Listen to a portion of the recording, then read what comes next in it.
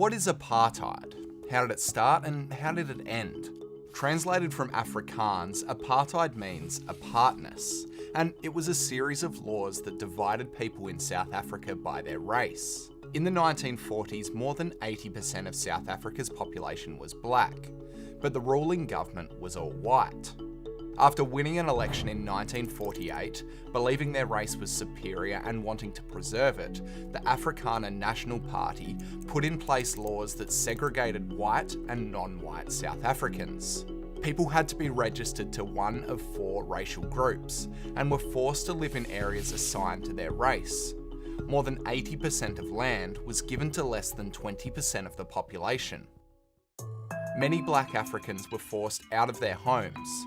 They weren't allowed to own land and weren't recognised as citizens of South Africa. Black people had separate schools and separate buses, and interracial marriage was made illegal.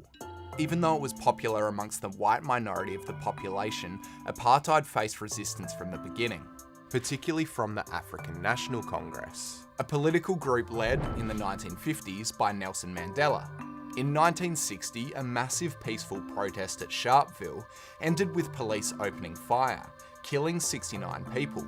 The massacre sparked protests around the world, and the government was condemned by the United Nations. But back in South Africa, activist groups like the African National Congress were made illegal. And in 1962, after 17 months in hiding, Nelson Mandela was arrested and sent to jail. The 1980s were the most violent years of apartheid. Thousands of anti-apartheid organisations joined forces to create the United Democratic Front, which pushed to end apartheid, while the government, often violently, pushed back. Hundreds were forced to flee when the police retaliated with tear gas. Throughout the decade, protests in South Africa and around the world chipped away at the government. South Africa needs Nelson Mandela. The world needs Nelson Mandela. In 1990, Nelson Mandela and other activists were released from prison, and in 1991, the apartheid laws were abolished. Just 3 years later, South Africa held its first multiracial election, meaning everyone could vote.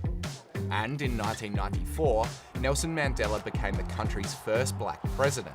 The people of South Africa have spoken in this election.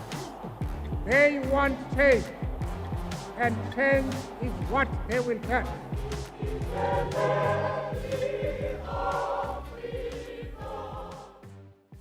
Every year on the 16th of December, South Africans commemorate the Day of Reconciliation. It's a day that was important to both Afrikaner and Black South African cultures, and now represents reconciliation and national unity.